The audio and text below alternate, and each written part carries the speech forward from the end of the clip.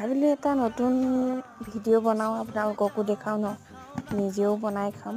এয়া ঘৰৰে বাৰীৰ পালেং শাক লগত ঔটেঙা দি মই জোল এখন বনাম। এয়া চাওক, ঘৰৰ বাৰীৰ পালেং শাক।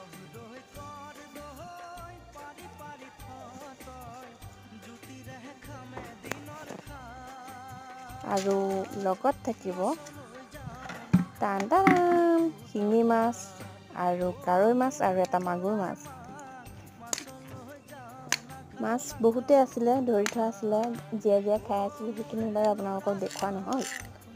কিন্তু মই ভাবিলোঁ এইকেইটাকে আপোনাক দেখুৱাওঁ। আৰু কাৱৈ মাছ বুলি ক'লে মোৰ একদম লোভৰ পানী টুপকে পৰে। কাৱৈ মাছ মই বৰ ভাল পাওঁ।